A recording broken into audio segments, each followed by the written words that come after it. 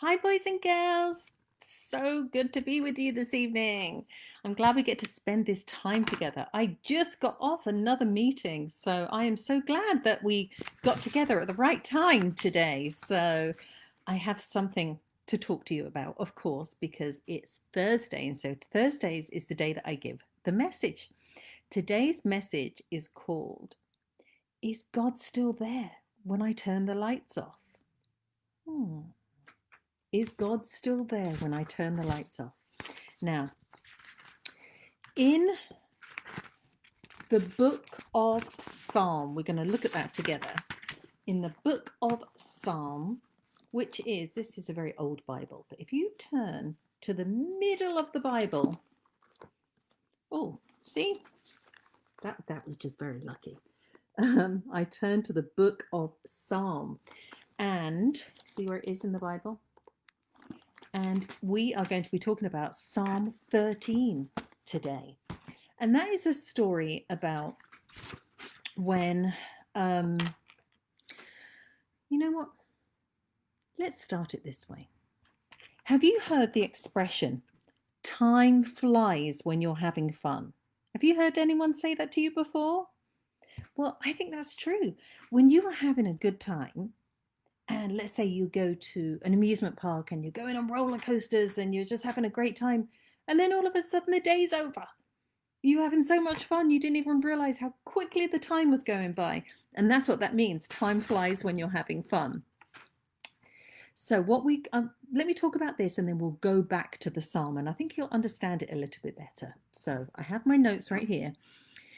So if time goes by quickly when you're having fun, what happens when you're not having fun? When you're feeling sad? Or you're just having a really not very good day or a very good week or a very good year. But let's go back to the day.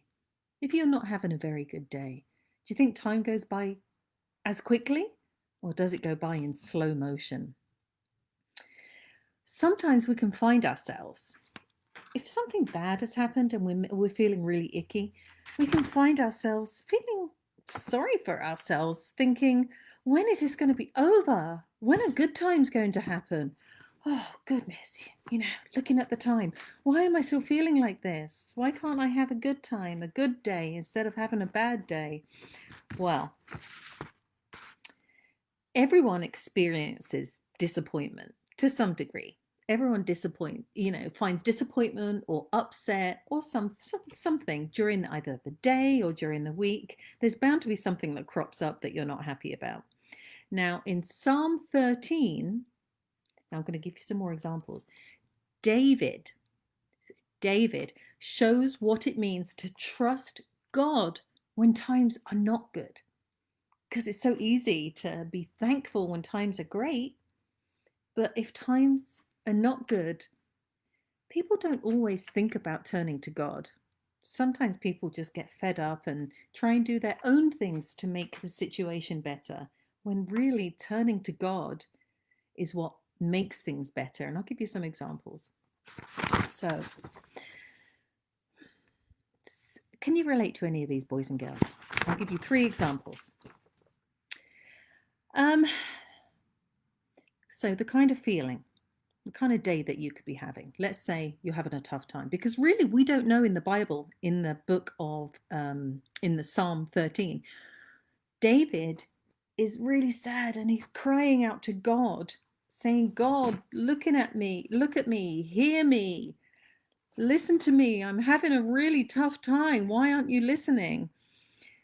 We don't know what tough time David was having because it doesn't say. It just says that David was having a really hard time and he cried out to God. Now, here are some hard times that you might be able to relate to. If you have to move house or move school and you have to leave your friends behind, you have to go to the first day to a new school, you don't know a single person, you can wait for someone to come and talk to you or to find a new friend. And sometimes it can feel like that will never end. Like if you come home that day and you'll think you'll never get friends. Now, don't you wish you could fast forward down the line and just see what's going to happen when you're feeling that way? It's a feeling that you have. here's another example.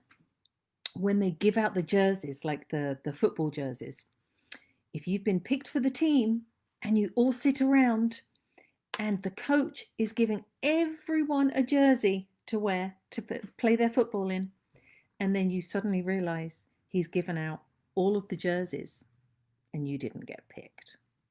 Isn't that a terrible feeling, boys and girls? So these are just some examples that you can think of. Let me give you one more. I don't know if any of you are on social media, but people that are on social media like to see how many people follow their accounts. And a lot of people really rely on that and get sad when people don't click on their accounts. And that's another example of a way that someone can get sad. Also, if there's a birthday party and invitations have gone out to all of your friends, but you didn't get one. So all those feelings are rather yucky, right? So listen to me when I say this. God's care for his children is like the sun. God's S-U-N. In fact, I've got a prop over there that I'm going to show you. God's care for his children is like the sun. It's constant. So it's all the time. Even though the clouds obscure it, even though the clouds hide it, it doesn't mean the sun isn't there. So let me read that to you again. Let me get my prop. It's right here. And I will read this to you again. God's care for his children is like the sun. So here's the sun. It's constant. The sun is always there. Even though the clouds might hide it, it doesn't mean that the sun isn't there. It's just hiding. It's just being covered up for a short while before it gets to shine again. Now, do you think if this sun was God, let's use this as an example. This is God. The cloud goes in front of God. Let's say this cloud is if you're having a bad time. So let's call this cloud your bad feelings, yucky day.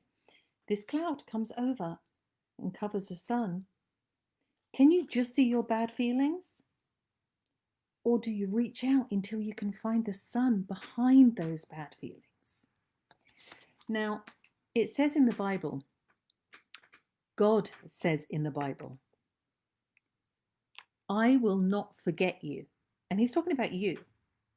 You that's watching right now. All of you. God will not forget you.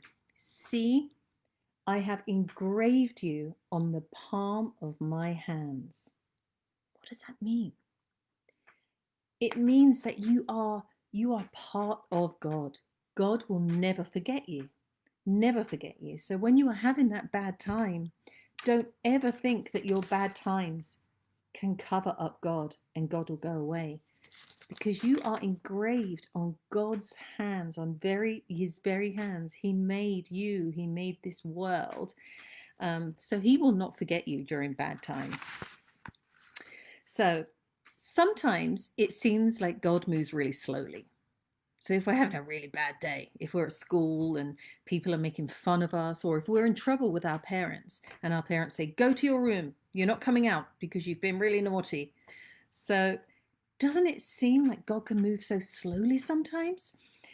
So we live in a world that says, hurry, hurry, hurry. But so often God says, wait, wait, wait. Now, there is a preacher called Philip Brooks. Now, let me see if I can find his quote. Here we go. Now, normally he was a very calm man. So very calm, very easygoing man. But one day he was clearly upset about something. He was agitated, which means he was upset about something. He was pacing the floor like a caged lion, just back and forth, back and forth. And a friend asked him, what's the trouble? And Mr. Brooks replied, the trouble is, I'm in a hurry, but God isn't. So quite so often, boys and girls, we are the ones that are in a hurry and we're not thinking about the bigger picture, about the plan that God has for us in that moment. Now, David learned in the book of Psalm, when David was going through that trouble in Psalm 13, and he cried out to God, he prayed to God, first of all complaining, and then asking, and then praising. So David learnt to wait upon God. So instead of saying, hurry, hurry, David learnt to wait upon God because God was developing him.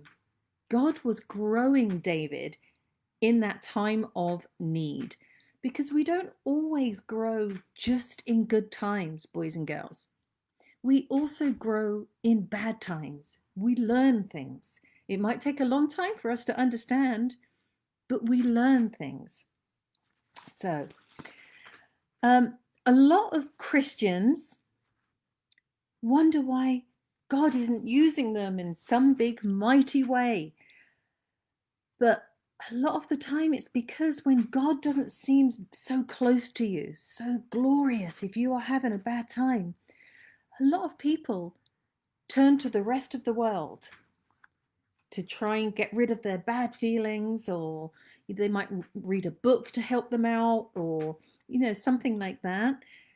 But you also need to know you need to trust in God. Now, I'm not saying you shouldn't turn to other people. Of course, there are doctors and counselors and therapists. That's not what I'm saying at all. What I'm saying is keep God in the picture, because God is also a therapist, a doctor, a friend. So when David didn't trust in God, when God seemed distant to David, when God seemed just so far away, David called on God to answer him. So when he was having a bad time, instead of turning from God, he turned to God. And that is what I'm encouraging you to do today, boys and girls.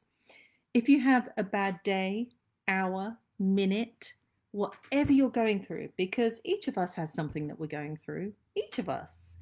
I know that you do, and you do, and you do. You all have something. You might think it's just something little, but if it hurts your heart, it's something that you need to talk to God about. So, last thing I'm going to say to you, we must seek God when he seems distant. So, here's your challenge. All right. So, your test, your challenge,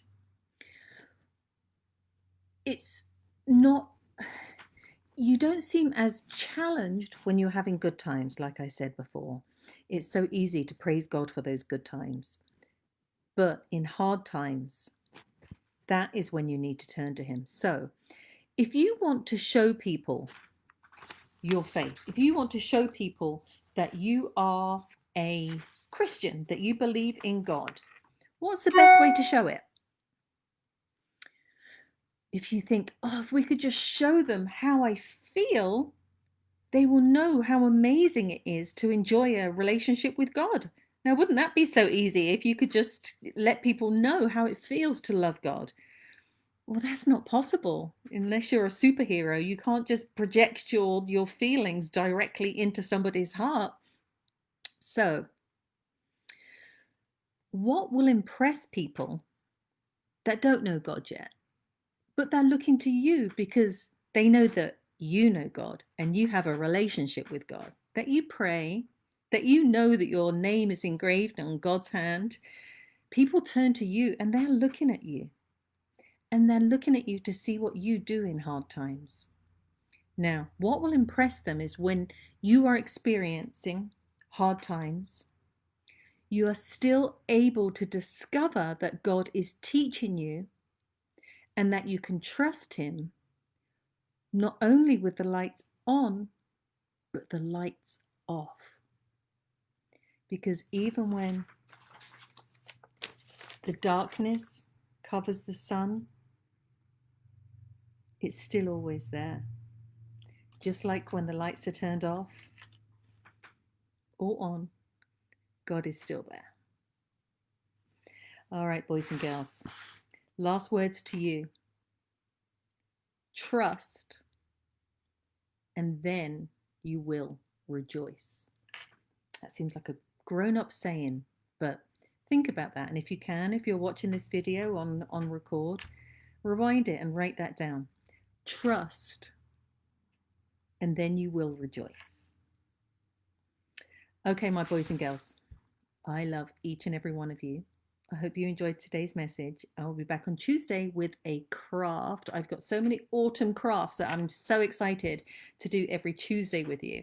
So it's a craft and a message. So we'll be doing that together on Tuesday. And I will see you then. If anybody wants to contact me beforehand, you can contact me anytime. Go to the Grace Church website, www.graceumc.org, and you can find my information. And I'm happy to talk with any of you anytime. All right, everyone. Enjoy your evening. Enjoy your weekend. I love you. Cheers and good night.